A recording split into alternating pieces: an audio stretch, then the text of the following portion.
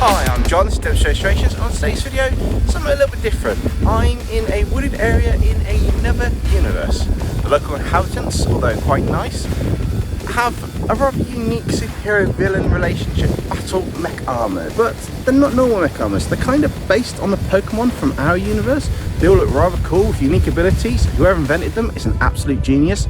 But anyway, I've heard tell that in this woods somewhere there is a way back. Hopefully, I'll see you soon. A few days later. The first Mech Armour I'd like to introduce to you was based on the Pokemon Scizor.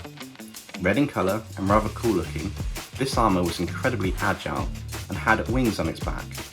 Not sure how it's flying around? Well, more like hovering around, as the wings looked like they didn't move or do anything. One of the local inhabitants of this world said it could have been some kind of anti-gravity device that allows the user to hover for short periods of time before needing a recharge. But that seemed like something only the creator and inventor of this armour would know about. The large claw-like shapes on the hands of this armour reminded me of those Jaws of Life thingies. You know, the big steel claws that they use to free people who are trapped. They can crush and cut metal like a piece of paper. Though these claws on the mech seem to be at least 10 times more powerful, maybe 20. The coolest and perhaps best part of this armour was the fact that despite the slim frame and the small limbs, it had an enormous amount of power and strength behind it, allowing the wearer to be able to lift objects 4, even 5 times its size with ease. This was amazing to look at, and hats off to the creator for this amazing power in the armour, as it was a genius feat to behold. I'm not sure if the technology is more advanced in this kind of parallel universe, or if this inventor was just on a whole nother level.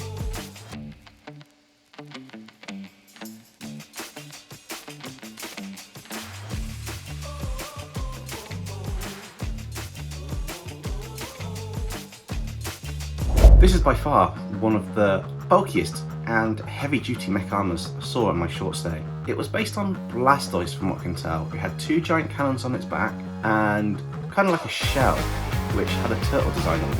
I found out watching this thing in battle that an energy field came from the shell and it was pretty solid. I mean, it appeared nothing could get through this.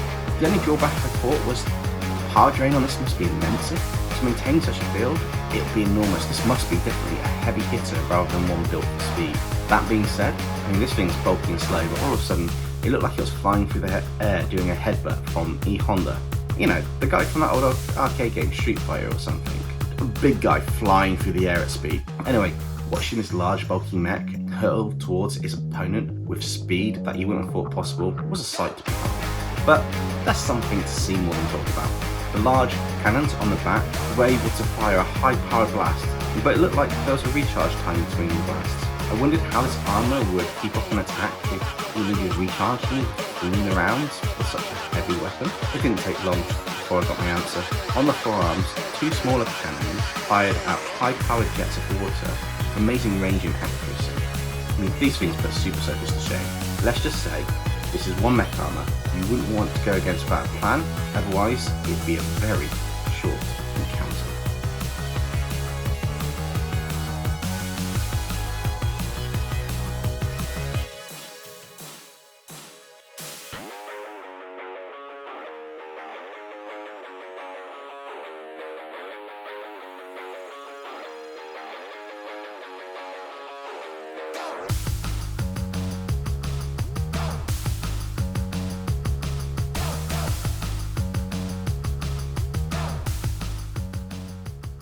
The final Mech Armour I'll talk about is one that looked a lot like the Pokemon Darkrai. I mean, this was really cool to see. It was quite cool. The white fog of Darkrai's head looked to be steam or smoke coming out, sort of a headpiece covering one arm. I don't know if this was for cooling or for just intimidation effect, but it really worked. And there was kind of like a red defensive bit around its kind of like collar and neck.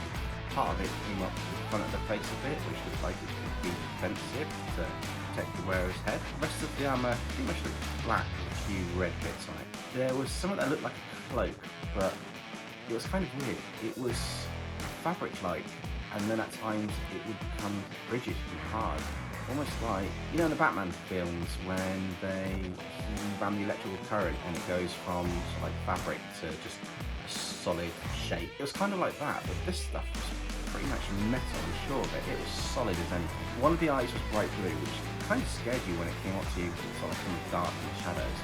And the reason I say that is the coolest feature of this Mech Armour, and I mean this was absolutely amazing, is it seemed to be able to disappear into the shadows. It kind of phased out into a shadow and then came out of another one.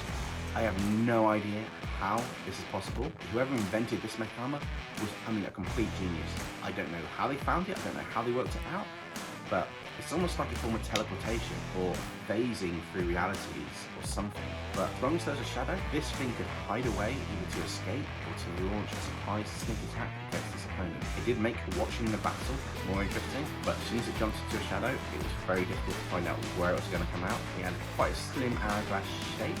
I don't know if that's for the intimidation or anything.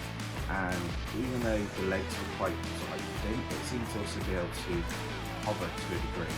I'm not really sure if this was a feature or if it's some kind of side effect design or something, but it kind of works. It had a similar small frame to the Scizor one, but this thing was definitely built for speed, stealth, and quick attacks. If you enjoy the process of bringing this Darkrai Mech Armour to life,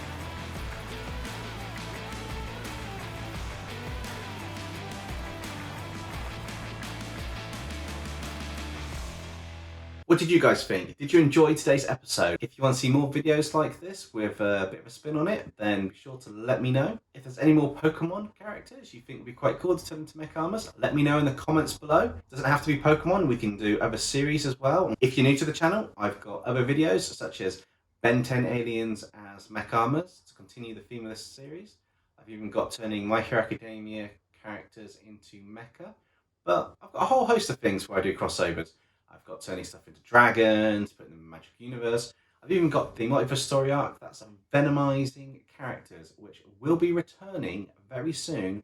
Anyway, that's it for today's episode. So stay safe, everybody, and I'll catch you next time.